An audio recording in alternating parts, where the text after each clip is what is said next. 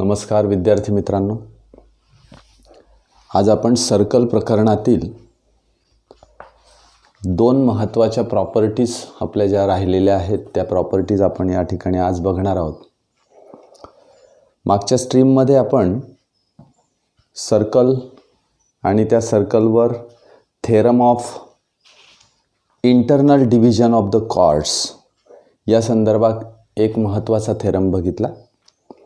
आज आपल्याला या ठिकाणी theorem of external division of the chord याचा आपल्याला या ठिकाणी विचार करायचा. मागच्या स्ट्रीममध्ये theorem of internal division, when the two chords intersect each other in the interior of the circle, then the segments of the one chord. आता एका कॉर्डच्या ज्या काही दोन सेगमेंट्स तयार होतात ड्यू टू द इंटरसेक्शनमुळे ज्या काही दोन सेगमेंट्स तयार होतात त्यांचा प्रॉडक्ट दुसऱ्या कॉर्डच्या ज्या दोन सेगमेंट तयार होतात त्यांचा प्रॉडक्ट हा इक्वल असतो, असं आपण मागच्या स्ट्रीममध्ये बघितलं. या ठिकाणी आपल्याला external division of the chord असा एक कन्सेप्ट दिलेला आहे. आता समजा या ठिकाणी मी बघितलं की in this diagram AB and CD are the two chords of the circle and these two chords of the circle they intersect each other in the exterior of the circle, means that the line containing these chords intersect in the exterior of the circle असा त्याचा अर्थ आपल्याला घ्यायचा आहे. yes, now if the seconds containing the chords असा विचार केलेला आहे. the secant AE is the secant or AB is the secant, but if we take segment then AB is a segment. yes, means the secant containing the chord AB and the secant containing the chord CD intersect each other in the exterior of the circle in the point E. या ठिकाणी तुम्हाला अशा पद्धतीने concept दिलेला आहे. आता हा theorem of external division of the chords याचा आपण या ठिकाणी विचार करतो. मग आता हा थेरम काय आपल्याला सांगतो की if the secants containing the chords AB and CD of a circle intersect outside the circle in point E, then what happens? AE into EB, yes, is equal to CE into ED. This relation will be verified or proved. मग आता due to the external division the chords are again intersect into again divided into the two parts. ज्यावेळेस external division होते त्यावेळेस कॉर्ड्सचे दोन भाग तयार होतात. ते दोन भाग कोणते? काळजीपूर्वक इकडे लक्ष द्या. AE this is the one part, yes, and BE this is the another part of that chord due to the intersection point E. या इंटरसेक्शन पॉइंटमुळे AB या सेगमेंटचे या सेकंडचे दोन भाग झालेले आहेत. त्या सेगमेंटचे म्हणूया आपण, बरोबर. First part is AE and second part is BE and hence AE into BE असंच आपल्याला दिलेलं आहे बघा. AE इंटू EB म्हणजे BE is equal to CE. CE means this is the first part of that segment or chord. This is the first part and this is the second part, that is the DE. This is called as the external division of the chords of a circle. Yes. Now how we will prove? आपल्याला हे prove करायचं आहे. आता prove करण्यासाठी मला given आणि to prove हे या थेरममध्येच देऊन टाकले, त्यामुळे मी पुन्हा या ठिकाणी लिहिलं नाही की theorem is given. If seconds containing the chords AB and CD of a circle intersect outside the circle in point E, then AE into EB is equal to CE into ED.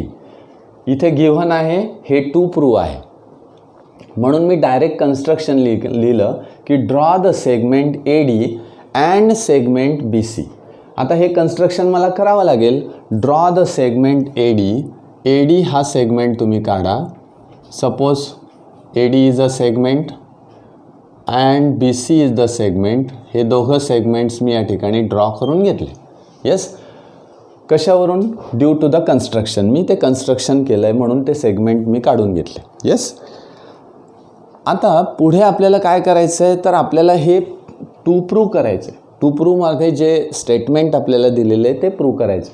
कसं करता येईल आपल्याला, की पुन्हा आपण internal डिव्हिजनच्या त्या थेरमकडे जाऊया.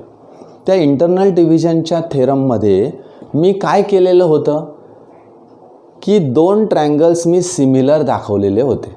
मग तसेच ट्रायंगल्स मला या ठिकाणी सिमिलर दाखवता येतील का, असा विचार आपण करायचा आहे. कारण नेहमी प्रूफ लिहिताना किंवा प्रूव्ह करताना आपल्याला त्या डायग्रॅमचा विचार करावा लागतो, की मला काय प्रूव्ह करायचं आहे. मला हे प्रॉडक्ट आणायचे आहेत. याचा अर्थ असे प्रॉडक्ट केव्हा येतील? When we show that the triangles are similar. Why? because the sides of the corresponding sides of the triangle, similar triangles, they are in proportion. Similar ट्रायंगलच्या साईड्स प्रपोर्शनमध्ये असतात असा विचार करून आपल्याला हे विधान येऊ शकतं. म्हणून आपण सिमिलर ट्रायंगल्सचा या ठिकाणी विचार करणार. येस, मग आता याच्यासाठी सुरुवातीला काय करायचं? Which triangles we take to show that they are similar. कोणते ट्रायंगल्स मला घ्यायचे आहेत की ते ट्रायंगल्स मला सिमिलर दाखवता येतील. मग पहिला ट्रायंगल मी आता या ठिकाणी घेतो आहे. This triangle is ADE. बघा या ठिकाणी तुम्हाला दिसत असेल तर AD and E. This is a one triangle. हा एक ट्रायंगल मी सिलेक्ट केला आहे. आणि तशाच प्रकारे तसाच दिसणारा अजून एक दुसरा ट्रायंगल त्या ठिकाणी मला घेता येईल. Take the another triangle. Another triangle is CBE. This is the another triangle that is CBE. आता हे 2 ट्रायंगल्स मला काय करायचे आहेत, तर we will show that these 2 triangles are similar. आपल्याला दाखवायचे आहेत की हे 2 ट्रायंगल्स सिमिलर आहेत. मग इथे पहिलं विधान आपण म्हणूया, in proof in triangle ADE and triangle. Second triangle मी घेतो आता CBE. ह्या 2 ट्रायंगल्समध्ये पहिला जर मुख्य विचार आपण केला तर angle E is common to the both triangles. Angle E हा दोघं ट्रायंगल्सला कॉमन आहे असं दिसतं आहे आपल्याला इथे. Yes, means angle E is common and hence it is congruent. Only try it here. Angle AED is congruent with angle. Which angle? पुन्हा इच म्हणजे CEB. Why? Common angle. Yes, this is the reason. Second thing, आता दुसरा angle मला congruent दाखवायचा आहे. काय करता येईल? आपण जर बघितलं तर BAD हा एक आर्क दिसतोय आपल्याला आणि याच आर्कमध्ये 2 अँगल्स इन्स्क्राईब झालेले आहेत. त्या ट्रायंगलचे 2 अँगल्स जर बघितले तर ते इन्स्क्राईब झालेले आहेत. आणि हा अँगल बघा BAD. येस, किंवा EAD. This angle inscribe in the arc of BAD and again angle BCD, or we say that ECB. This angle is again inscribed in the same arc. म्हणून these 2 angles are again congruent. हे 2 angles पुन्हा त्या ठिकाणी congruent येतील. म्हणजे second statement मला या ठिकाणी लिहावं लागेल की angle DAE is congruent with angle, this angle, that is BCE. Why? Angles inscribed in same arc. Yes. Now the two angles of the triangles are congruent. हे आपल्याला माहिती आहे. सिमिलर ट्रायंगलसाठी तेवढं आवश्यक आहे. By which test the triangles are similar? AA test. and hence right here triangle ADE similar with triangle CBE by AA similarity test. Right here similarity, AA similarity. Yes. Now when the triangles are similar, corresponding sides are in proportion. Now write the sides, proportion of the sides. AD. आता 1-to-1 करस्पॉन्डन्सने ते अँगल्सचे नावं लिहिलेले आहेत काय ते एकदा check करून घ्यायचं. ADE correct.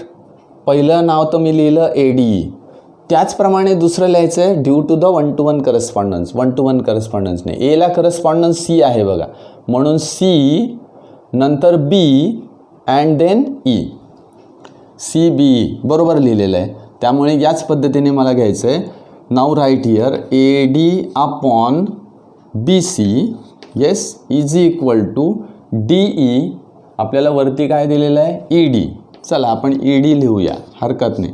ED upon EB. आपल्याला EB लिहिलेलं आहे. B लिहिण्याच्या ऐवजी EB लिहूया. Is equal to DE.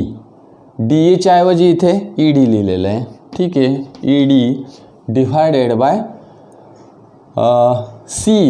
CEच्या ऐवजी CEच लिहिलेलं आहे. ठीक आहे. CE. म्हणजे नावं लिहिताना पण आपण वरचा विचार करायचा की टू प्रूव्हमध्ये मला काय नाव दिलं. नाही तर बऱ्याच वेळा असं होतं की गोंधळ होतो की अरे इथे वेगळं आलं आहे, इथे वेगळं आलं आहे. ॲक्च्युअली ते सेम असतं. EB लिहिलं काय आणि BE लिहिलं काय, इट इज अ सेम. पण ते आपल्याला त्यावेळेस एकदम फोकस होत नाही, त्यावेळेस कळत नाही की आपल्याला हे EB आणि BE इक्वल आहेत. हे आपल्याला माहिती असतं, ते आपल्याला सगळं समजलेलं पण असतं, पण एखाद्या वेळेस ते आठवत नाही. म्हणून आपण थोडंसं इकडे बघून घ्यायचं. ठीक आहे. आता कुठल्या ट्रायंगल्स कुठल्या रेशोमुळे आपल्याला तो प्रॉडक्ट मिळणार आहे बघा. AE into BE. Yes sorry AE not AD. sorry we write here the triangle, another triangle, very sorry, ADE and CBE. yes triangle ADE similar with triangle CBE and hence first write here AD upon CB किंवा BC लिहूया आपण is equal to ED upon EB and is equal to AE upon CE. Yes. हे दोन ratio मला घ्यायचे. हे दोन ratio मी जर घेतले तर मला काय मिळेल बघा. ED into CE is equal to बघा ED इंटू CE करेक्ट आलं आहे is equal to AE into EB. AE into EB म्हणजे हे जे प्रूफ आहे हे प्रूफ मला त्या रेशोमुळे आलेलं आहे. त्या ठिकाणी मला असं वाटलं पण ते बरोबर होतं, हरकत नाही. मी पण कन्फ्यूज झालो की त्या ठिकाणी असं येऊ शकतं का म्हणून, पण रेशो करेक्ट आले अँड धिस इज प्रूव्ड. मग हे या ठिकाणी प्रूव्ह झालं. येस. मग आता प्रत्येक वेळेस इन एनी टाईम कोणत्याही वेळेस जर अशा प्रकारच्या दोन chords these two chords are intersect in the exterior of the circle, then we write such a type of the property. He property मला त्या ठिकाणी लिहावी लागेल. ती प्रॉपर्टी त्या ठिकाणी व्हेरीफाय होईल. मग आता हीच जी डायग्रॅम आहे हे आपण वेगळ्या प्रकारे या ठिकाणी प्रूव्ह करू शकतो का? येस आपण प्रूव्ह करू शकतो. मी अशा पद्धतीने आता ज्या वेळेस मी या ठिकाणी कन्स्ट्रक्शन केलेलं आहे बघा. आता मी थोडंसं वेगळं सांगण्याचा प्रयत्न करतो. त्याचं कारण असं की तो कन्सेप्ट पण आपल्याला माहिती पाहिजे. AD आणि BC या दोन सेगमेंट्स मी जॉईन केलेल्या आहेत. त्या न जॉईन करता बघा ह्या सेगमेंट्स न जॉईन करता मला अजून काही वेगळ्या प्रकारे हे प्रूफ लिहिता येईल का? ह्या दोन सेगमेंट्स मी जॉईंट न करता मी काय करतो आता, ए सी जॉईंट करतो आहे आणि बी डी जॉईंट करतो आहे. A C and B D, joint A C and B D. म्हणजे इथे ड्रॉस ए डी आणि बी सी मी लिहिलेलं आहे, त्याऐवजी मी काय जॉईन करतो आहे आता, A C and B D हे मी जॉईन केलं. तुमच्या लक्षात आलं असेल की इथे सुद्धा दोन ट्रँगल्स आहेत. ते दोन ट्रँगल्स मला पुन्हा सिमिलर दाखवले की माझं काम होतं आहे. कोणते दोन ट्रँगल्स आहे बघा, हा थोडासा वेगळा कन्सेप्ट आहे, वेगळा नाही आहे तो, पण तो कन्सेप्ट आपल्याला माहिती असायला हवं. की समजा एखाद्या विद्यार्थ्याने म्हटलं की बस सर ए सी आणि बी डी जर जोडलं तर काय होईल, ए सी आणि बी डी जोडलं तर तरीसुद्धा आपल्याला हे प्रूफ याच पद्धतीने प्रूव्ह करता येईल. आता मी या ठिकाणी हेच जे प्रूफ आहे ते या ठिकाणी तुम्हाला पुन्हा सांगतो की हे कशा पद्धतीने येईल. या ठिकाणी दोन ट्रँगल्स पुन्हा मला मिळाले बघा, A E C. Yes, this is the first triangle. Second triangle is B E D. हा एक ट्रँगल मिळाला बघा. हे दोन ट्रँगल्स मला मिळाले. This is the first one triangle and this is A E C. हा एक दुसरा ट्रँगल मला मिळाला. मग याच्यात पुन्हा काय आहे, मी इथे लिहितो in triangle A C E and triangle D B E. D B E बघा, या पद्धतीने मी लिहिलं. आता हे ट्रँगल्स मी लिहून झाल्यानंतर हा ई अँगल तर कॉमनच आहे दोघांचा. Angle E is congruent with angle E, that is common angle. आता दुसरा अँगल कसा शोधणार इथे, दुसरा अँगल शोधणं अतिशय सोपं आहे बघा. मी जर या ठिकाणी विचारात घेतलं तर angle B D E it is a exterior angle of the cyclic quadrilateral A C D B. या सायक्लिक क्वाड्रिलॅटरलचा हा एक्सटेरियर अँगल आहे बघा, मी या ठिकाणी दाखवतो. This is the exterior angle and this exterior angle is congruent with the angle opposite to its adjacent angle. त्याच्या adjacent अँगलच्या opposite अँगलशी तो congruent असतो, म्हणजे हा याच्याशी कॉन्ग्रुएंट आहे. येस, म्हणजेच काय तर angle E A C, angle E A C is congruent with angle कोणाशी तर E D B. Angle E D B. Why, exterior angle of cyclic quadrilateral. बघा, आता सायक्लिक क्वाड्रिलॅटरलच्या एक्सटेरियर अँगलचा थेरम मला या ठिकाणी वापरावा लागला. येस, म्हणून सरळ मी या ठिकाणी लिहिला आता. And hence triangle A C E similar with, बघा, A C E similar with D B E. हेच आहे डी बी ई. 1-to-1 करस्पॉन्डन्सने मी नावं लिहिलेले आहेत. By A A test the triangles are similar. पुन्हा आपण त्या ठिकाणी बघूया बरोबर येतं आहे का. येस, रेशो बरोबर येतो आहे का बघा. A C upon D B is equal to, A C upon D B is equal to, बघा आता A C upon D B is equal to, next ratio मी लिहितो आहे C E upon B E and is equal to A E upon D E. हे शेवटचे दोन ratio मी घेतले. आता बघा, C E into D E आहे का बघा, C E into D E म्हणजे ई डी, करेक्ट आहे. यांचा क्रॉस मल्टिप्लाय मी केलं. Second A E into B E, A E into B E म्हणजे पुन्हा मला हेच प्रूफ मिळत आहे. Do you draw the segment A D and B C और सेगमेंट ए सी और बी डी, म्हणजे तुम्ही ह्या दोन सेगमेंट जोडल्या तरी तुम्हाला हे प्रूफ मिळणार आहे. अशा प्रकारच्या दोन सेगमेंट जोडल्या तरी हेच प्रूफ तुम्हाला मिळणार आहे. दोघंहीकडे ट्रँगल्स तुम्हाला मिळतील, ते तुम्हाला काय दाखवायचे आहेत, सिमिलर दाखवायचे आहेत. येस, हा थोडासा वेगळा कन्सेप्ट होता म्हणून मी मुद्दामून तुम्हाला सांगितलं की अशा पद्धतीनेही आपल्याला प्रूव्ह करता येतं using the exterior angle of the cyclic quadrilateral. Yes, आता एक छोटीशी आणि इम्पॉर्टंट प्रॉपर्टी या प्रकरणामध्ये दिलेली आहे, त्याला थेरमच आपण म्हणूया. This theorem is a tangent secant segment theorem. Yes, Now let us try to prove this theorem, that is tangent secant segment theorem. Now what is this theorem? हा tangent secant segment theorem नेमका काय आहे आपण आधी तो लिहून बघूया किंवा काय काय आपल्याला दिलेलं आहे. Yes, which is a theorem?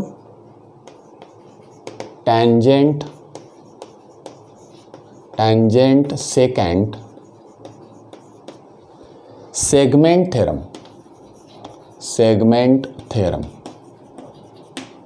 हा थेरम आपल्याला या ठिकाणी बघायचा. मग थेरमचं स्टेटमेंट काय बघा. What is a statement? Statement म्हणजे त्या ठिकाणी एक उदाहरणासारखं दिलेलं आहे. म्हणजे प्रत्येक वेळेस ते बदलत असेल कारण नावं आकृत्यांचे बदलतात हे तुम्हाला माहिती आहे. Point E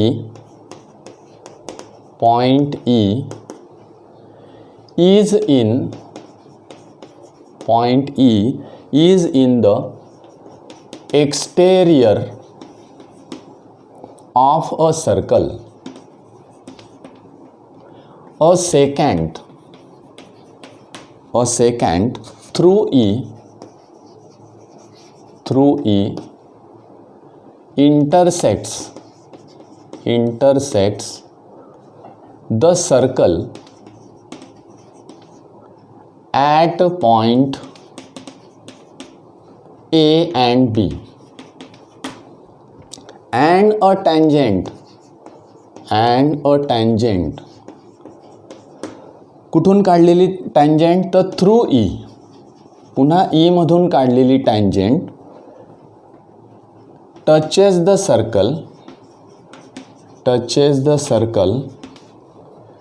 at point T. Then तर काय घडेल ते मला प्रूव्ह करायचं आहे. Then what we prove here? EA into EB is equal to ET square असं मला प्रूव्ह करायचं. आता यासाठी मला डायग्रॅम काढावी लागेल. मी डायग्रॅम काढतो. काय म्हटलेलं आहे की in a circle point E, or we can say that in a diagram point E is in the exterior of a circle.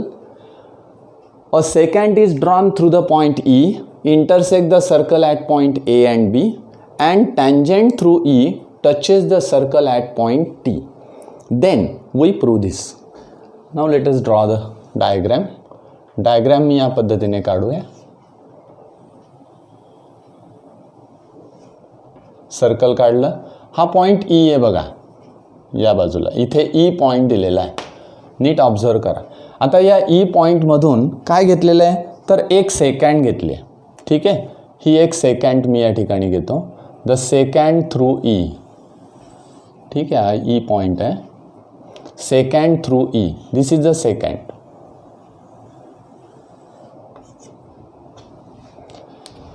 intersect the circle in point A and B. This point is A, this point is B. And again the tangent through E. म्हणजे या E मधून एक tangent गेलेली आहे. Yes, हे बघा या E मधून पुन्हा एक टँजंट या ठिकाणी मी काढली आहे. This tangent touches the circle at point T. हा पॉईंट T आहे बघा. एक तुम्हाला सेकंड काढली आहे through E, and the another is a tangent. दुसरी जी आहे ती टँजंट आहे. ओके, या पद्धतीने काढलेलं आहे. तर काय प्रूव्ह करायचं आहे बघा. ET square. नीट ऑब्झर्व करा. ET square. What is ET? ET is a tangent segment square. ET is a tangent आणि त्याचा स्क्वेअर आपण केला आहे. ET square is equal to product कसा घेतलेला आहे बघा. EB. This is the one part of that segment. मी तुम्हाला मागे सांगितलं होतं. EB, this is the first part. And what is second part? AE. EB into AE. हे बघा EB इंटू AE म्हणजेच EA. या पद्धतीने मला इथे प्रूव्ह करायचं. मग आता हे प्रूव्ह करण्यासाठी मला एक छोटंसं कन्स्ट्रक्शन करावं लागेल. What is a construction? मी आता गिव्हन आणि टू प्रूव्ह का लिहित नाही कारण इथे हे उदाहरणासारखंच दिलं आहे. तिथे गिव्हन पण दिलेलं आहे आणि टू प्रूव्ह पण दिलेलं आहे. कारण डायग्राम थेरममध्ये असं असतं की थेरम हा स्टेटमेंट असतं. या ठिकाणी उदाहरणासारखा तो थेरम दिलेला आहे, कारण त्या ठिकाणी आकृतीचे नावं तुम्हाला देऊन टाकलेत. E is a point in the exterior वगैरे वगैरे, and this line through E intersect the circle in A and B वगैरे असं दिलं आहे. त्यामुळे आपल्याला इथे गरज नाही टू प्रूव्ह आणि गिवन आणि टू प्रूव्ह लिहिण्याची. मग आता डायरेक्ट कन्स्ट्रक्शन करूया आपण. What is our construction? तर सुरुवातीला आपण काय करूया की एक ए टी ही एक सेगमेंट काढूया. बघा, ए टी अशी एक सेगमेंट काढली आणि दुसरी सेगमेंट मी या ठिकाणी काढतो आहे. हा सेंटरचा काही त्या ठिकाणी संबंध नाही, लक्षात घ्या. सेंटर त्याच्यावर येईल न येईल तो काही भाग नाही. या ठिकाणी मी अशा पद्धतीने ही सेगमेंट काढतो आहे. ती सेगमेंट म्हणजे B T. Yes, draw the segment B T. अशा 2 सेगमेंट्स मी या ठिकाणी काढून घेतल्या. आता ह्या सेगमेंट काढल्यानंतर मला पुन्हा या ठिकाणी 2 ट्रायंगल्सचा विचार करायचा आहे. Now select the 2 triangles and show them congruent. 2 triangles मला सिलेक्ट करायचे आणि ते not congruent, show them similar, ते तुम्हाला सिमिलर दाखवायचे. पहिला ट्रायंगल कोणता सिलेक्ट करायचा आहे? तर ए टी ई हा ट्रायंगल तुम्हाला सिलेक्ट करायचा. हा एक ट्रायंगल मी सिलेक्ट केला. बघा या पद्धतीने असा. येस. आणि दुसरा ट्रायंगल, सेकंड ट्रायंगल तुम्ही कोणता सिलेक्ट करणार आहात? तर बी ई टी हा एक ट्रायंगल, बी ई टी. बघा या पद्धतीने हा एक ट्रायंगल तुम्हाला पुन्हा या ठिकाणी सिलेक्ट करायचा आहे.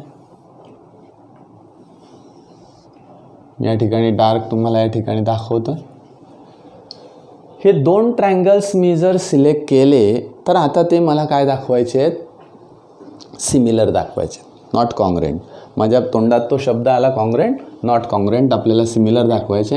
Angle is congruent. Why? Because it is a common angle. दुसरा अँगल मला शोधायचा आहे. दुसरा अँगल मी कशा पद्धतीने शोधू शकेल? तर आत्ताच आपण एक टँजेंट सेकंड थेरम बघितलेला आहे, बरोबर? हा अँगल तर कॉन्ग्रेंट झालाच, हे मी तुम्हाला सांगितलं. दुसरा अँगल या ठिकाणी बघा, ई टी ए हा जो अँगल दिसतोय E T A. Yes, this angle आपण हा डार्क करूया या ठिकाणी, म्हणजे तो लगेच लक्षात येईल.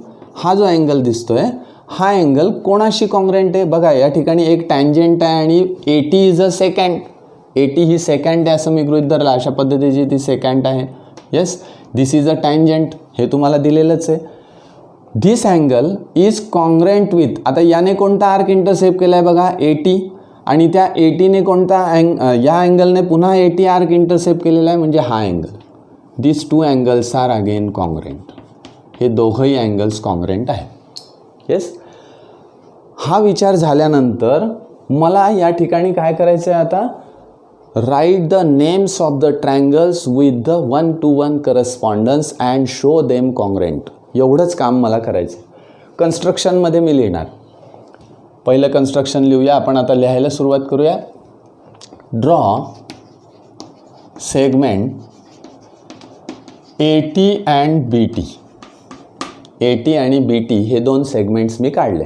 आता 1-to-1 करस्पॉन्डन्स मी नावं लिहिणार. बघा मी लिहितो आहे आता B E T in triangle. Prove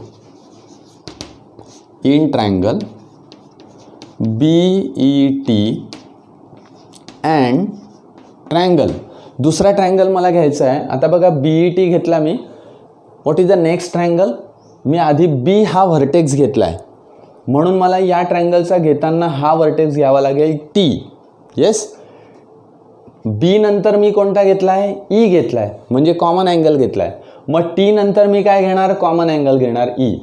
अगदी सोपं आहे हे. 1-to-1 करस्पॉन्डन्सने तुम्हाला नावं लिहिणं हे सोपं आहे. आधी त्या अँगलचं त्या ठिकाणी बघून घ्यायचे की कोणत्या angles congruent. B E T पहिला मी नाव लिहिलं and triangle T E A. T E A. आता हे 1-to-1 करस्पॉन्डन्सने मी नावं लिहिलेत. मग आता सरळ लिहूया आपण. Angle B E T is congruent with angle TEA. वाय ई बघा मध्ये आलेला आहे म्हणजे कॉमन आहे, common angle. Yes. Second angle मी तुम्हाला सांगितला होता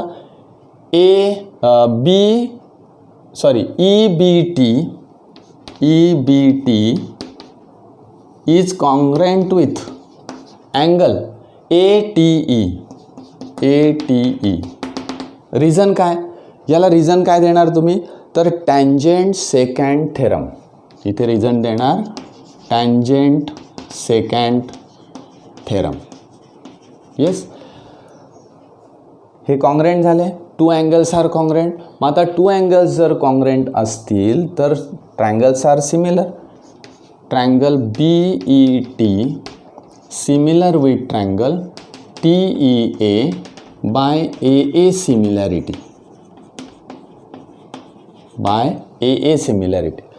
Now when the triangles are similar, corresponding angles are congruent. 1-to-1 correspondence मी नावं लिहिलेले असल्यामुळे मला आता आकृतीकडे बघावं लागणार नाही. हा एक महत्त्वाचा मुद्दा लक्षात घ्या. या ठिकाणी डायरेक्ट मला रेशो लिहिता येईल BE डिव्हायडेड बाय TE किंवा आपण त्याला ET असं म्हणूया कारण इथे ET दिले आहे. इज इक्वल टू इथे ET मला घ्यायचं आहे ET अपॉन EA किंवा EA घेऊया, वरती EA दिलं आहे, is equal to BT upon AT.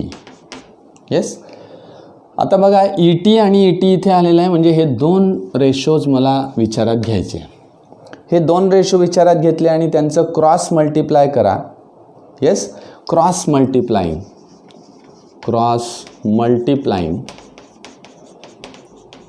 We get काय मिळेल मला बघा ET square is equal to BE into EA बरोबर किंवा EA into EB into EB. बघा या ठिकाणी मी BE लिहिलं आहे त्याच्याऐवजी EB आहे. One at the same proof. असंच प्रूफ आपल्याला या ठिकाणी मिळालं. मग आता नुसती आकृती बघून हे कसं लिहायचं, कारण हे तर आपल्याला थेरममध्ये समजलं की अशा पद्धतीने हे प्रूव्ह होऊ शकतं. मग by observing the diagram how we write the formula. This is a one of the formula. कसला फॉर्म्युला आहे तर टँजेंट सेकंड सेगमेंट फॉर्म्युला आहे हा. या फॉर्म्युल्यानुसार आपल्याला वेगवेगळ्या आकृत्यांसाठी तो अप्लाय करावा लागतो. मग हे कसं लिहिणार बघा ET square means this is the tangent segment square. ET square is equal to EA into EB into EB. बऱ्याच वेळा या ठिकाणी गोंधळ होतो. कसा गोंधळ होतो ते मी तुम्हाला उदाहरण सांगतो की आपल्याला फॉर्म्युला अशा पद्धतीने लिहायचा आहे. ET स्क्वेअर बरोबर लिहिलं जातं इज इक्वल टू तुम्हाला लिहिलं जातं या ठिकाणी तुम्ही घेतात BE हे पण करेक्ट घेतात पण पुढचा प्रॉडक्ट घेताना किंवा पुढचा सेगमेंट घेताना तुम्ही AB घेऊन टाकता. त्या ठिकाणी एक्सटर्नल सेगमेंट घ्यायचं आहे लक्षात घ्या. बरोबर आहे. Total segment that is BE and external segment हे नेहमी लक्षात ठेवत जा की एक्सटर्नल सेगमेंट मला प्रॉडक्टमध्ये घ्यायचं आहे. It is very simple. हा फॉर्म्युला सहज लक्षात राहतो. बऱ्याच वेळा कन्फ्युजन होतं की कुठलं घ्यायचं AB घ्यायचं का AE घ्यायचं. बरोबर आहे. एक तर आपण कंप्लीट सेगमेंट घेतो BE इंटू AB घ्यायचं का AE घ्यायचं. तर नेहमी लक्षात ठेवा एक्सटर्नल सेगमेंट घ्यायचा. बाहेरचा जो सेगमेंट आलेला आहे तो सेगमेंट आपल्याला प्रॉडक्टमध्ये घ्यावा लागतो. Yes. Now this is a important formula और important theorem that is tangent secant segment theorem. Yes. मग आता या थेरमवरची या प्रकारावरची उदाहरणं आपल्याला कशा पद्धतीने सोडवता येतील त्या उदाहरणांचा सुद्धा आपल्याला विचार करावा लागेल. उदाहरणामध्ये काय असतं की वेगवेगळ्या प्रकारच्या डायग्रॅम्स दिलेल्या असतात आणि त्या डायग्रॅम्सचं मला ऑब्झर्वेशन करावं लागतं आणि म्हणून ऑब्झर्वेशन स्किल आपल्याकडे असलं पाहिजे.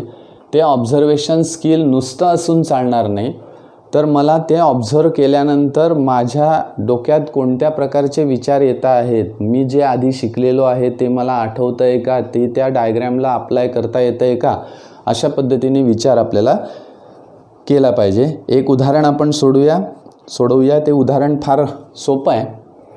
आपण एक्झाम्पल्सचा विचार करतो आहे आता. Examples. First example, the diagram is given. Diagram अशा पद्धतीने दिली आहे. एक सेकंड आपल्याला दिला आहे असा. This point is R, this point is Q and this is a tangent segment. बघा, ही टँजंट सेगमेंट मला दिली किंवा ही टँजंट दिली.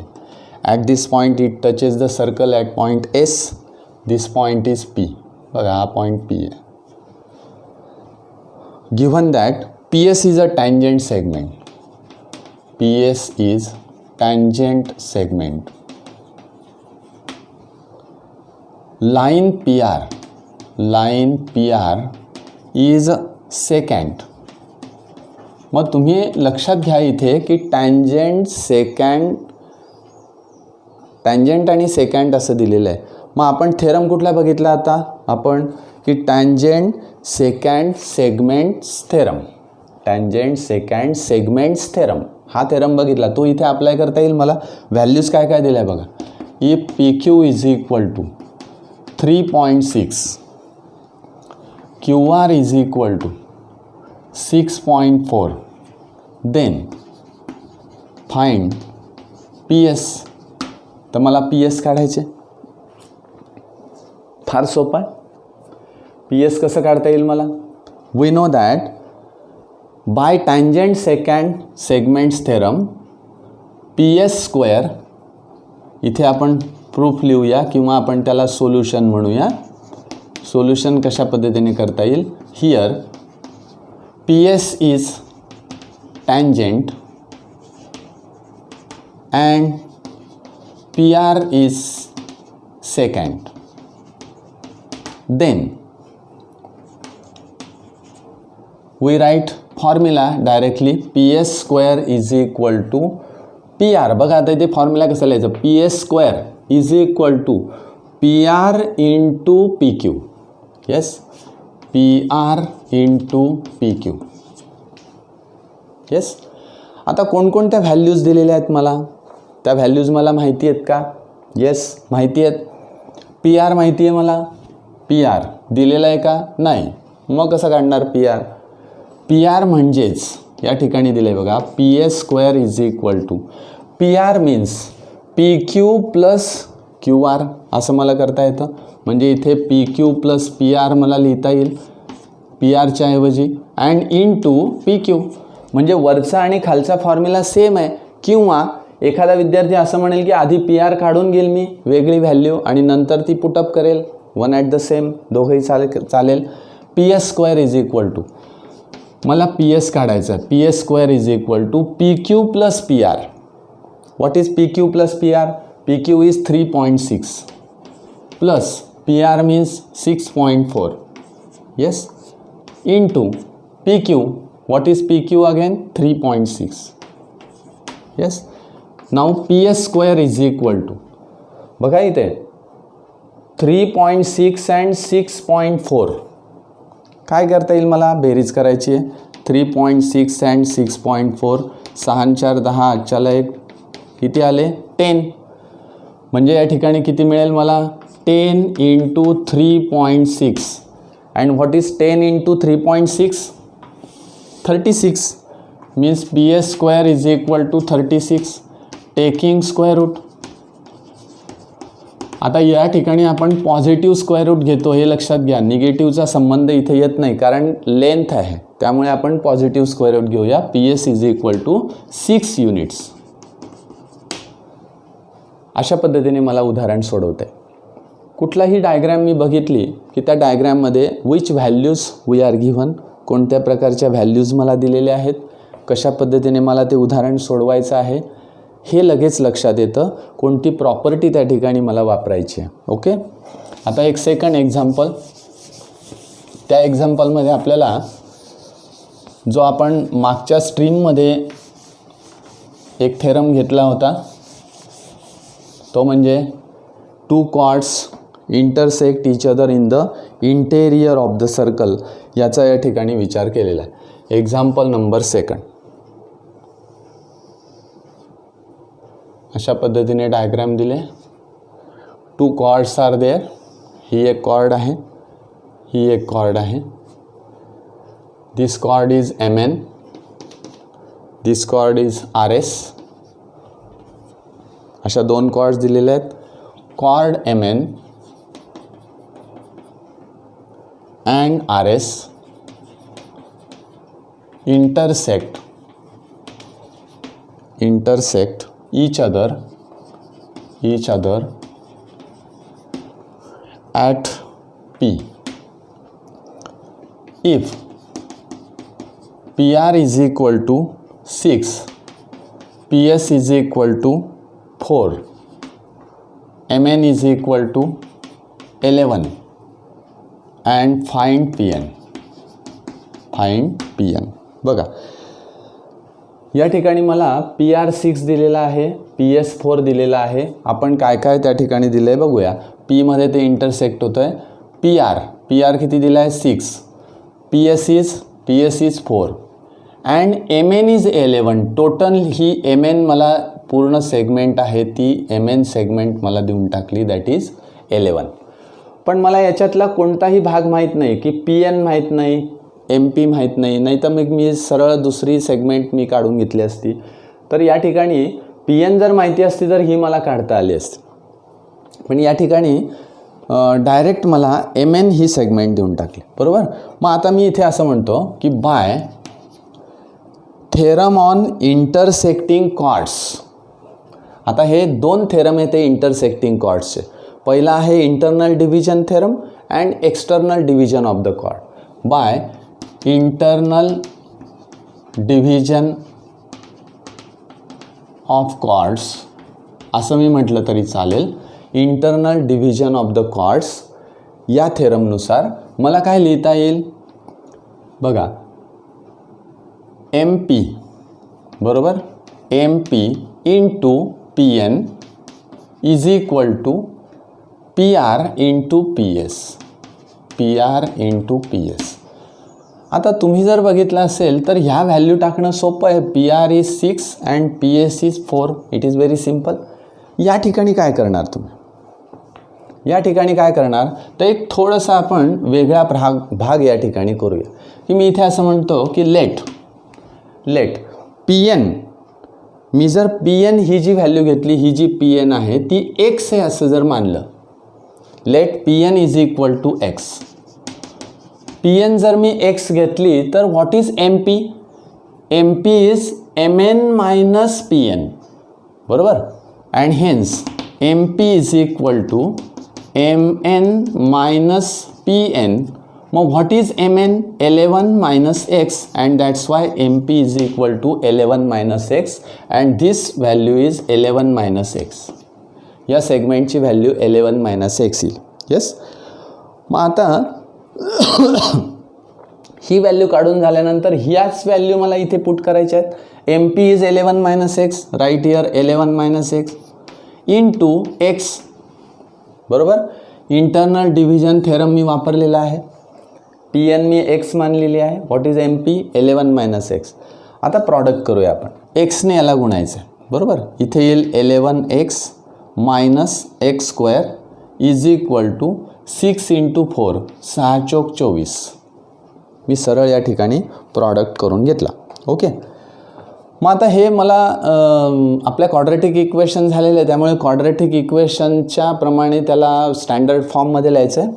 Minus x square plus 11x minus 24 is equal to 0. बघा, फक्त मायनस x स्क्वेअर इथे आणला मी, 11x आणि हा 24 इकडे आणला म्हणजे मायनस झाला. आता मल्टिप्लाय बाय -1, इथे येईल x square minus 11x plus 24 is equal to 0. इथे का केलं मी हे? मल्टिप्लाय बाय -1, -1ने मल्टिप्लाय केलं आहे म्हणून असं आलं. आता 24ची स्प्लिटिंग करायचं आहे मला. सम मस्ट बी 11 मायनस 11 किती येईल 8 and 3. Yes means minus 11 means minus 8 and minus 3. Product is positive and sum is negative. Means right here x minus 8 and x minus 3 is equal to 0, and hence x minus 8 is equal to 0 or x minus 3 is equal to 0, x is equal to 8 or x is equal to 3. Means these are the two values of the Pn. समजा Pn तुम्ही x म्हणजे 3 घेतली तर ही 8 येईल, ही 8 घेतली तर ही 3 येईल. Yes, it is again very very simple. असे सोपे उदाहरणे या ठिकाणी सोडवायला लागतात. आता काही प्रूफ जे असतात ते प्रूफसुद्धा आपल्याला या इंटरनल डिव्हिजनचा जो सेगमेंट थेरम आपण घेतला आहे, म्हणजेच internal division of chords when the two chords intersect each other in interior or the two chords intersect each other in exterior, असं ज्यावेळेस आपण थेरमचा विचार करतो त्यावेळेस आपल्याला प्रूफसुद्धा लिहिता येतात. तर ते कशा पद्धतीने प्रूफ लिहिता येतात त्याचाही आपल्याला विचार करायचा आहे. How we write the proof. Proof म्हणजे तो एखादा एक्झाम्पल दिलेला असेल, त्या ठिकाणी आपल्याला काहीतरी प्रूव्ह करायचं असेल, तिथे सुद्धा आपल्याला हा थेरम सहज वापरता येतो. एक डायग्राम मी काढतो, त्याकडे जरा नीट लक्ष द्या. Yes, and another circle is given. Now these two circles intersect each other in 2 points. हे दोन सर्कल्स आता एकमेकांना 2 पॉईंट्समध्ये इंटरसेक्ट होतात. 2 circles intersect each other in point x and y. These points are x and y. हा point x आहे, हा y point, बरोबर. 2 circles are intersect each other in x and y. Tangent from the point M. बघा, tangent from the point M. Where is point M? Point M असा दिलेला आहे मला, बरोबर. tangents from M. करेक्ट, हा M point दिलेला आहे. या M पॉईंटमधून जाणारी tangents from point M on line XY. On line XY. बघा, या XY एक लाईन मी काढली, त्या लाईनवर एक M पॉईंट मला या ठिकाणी दिला आहे. Suppose this is a M point. तर या M पॉईंटमधून 2 टँजेंट्स मला अशा काढायच्या आहेत. येस,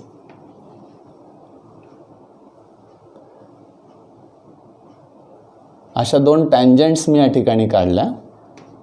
हा पॉईंट M आहे.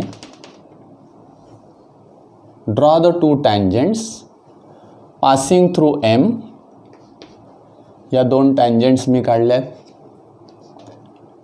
ॲट द 2 सर्कल्स, 2 सर्कल्सला मी 2 टँजेंट्स काढल्या. पुन्हा एकदा वाचतो मी, बघा. Tangents drawn from point M on the line XY touches the circle at point P and Q. P आणि Q मध्ये ते टच होत आहेत, त्या 2 टँजेंट्स. Prove that. या ठिकाणी मला प्रूव्ह काय करायचं आहे? To prove. या ठिकाणी प्रूव्ह करायचं आहे PM is congruent with PN. Sorry, PM is congruent with QM. PM is congruent with QM असं मला प्रूव्ह करायचं. आता हे प्रूव्ह करणं सोपं आहे. एक XY लाईन दिलेली आहे, त्याच्यावर एक PM पॉईंट आहे. या M पॉईंटपासून 2 टँजेंट्स काढलेले आहेत to the both circles. They touch each other in the point P and Q. And we prove here PM is equal to QM. PM is equal to QM असं मला या ठिकाणी prove करायचं. आता हे प्रूफ लिहिताना थोडंसं बऱ्याच वेळा गडबड अशी होते की आपल्याला काहीच समजत नाही याच्यात कशा पद्धतीने प्रूव्ह करायचं. आपल्याला वाटतं की these are the 2 tangent segments drawn from the exterior point of a circle and that's why they are कॉन्ग्रँट.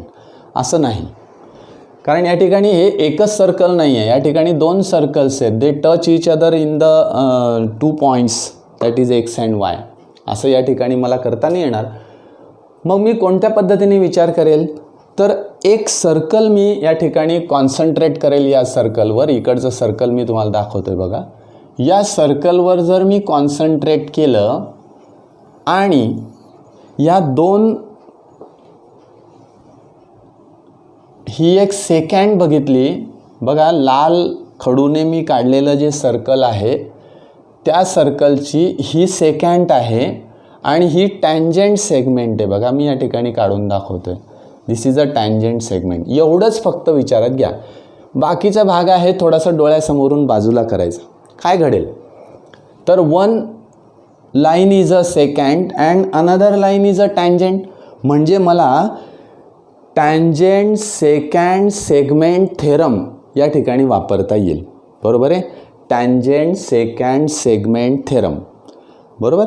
मग आता या ठिकाणी mx, this is the secant, this secant is the common to the both circles. बरोबर. म्हणजे पहिला भाग मी या ठिकाणी लिहितो mx is a secant and it is common to the both circles.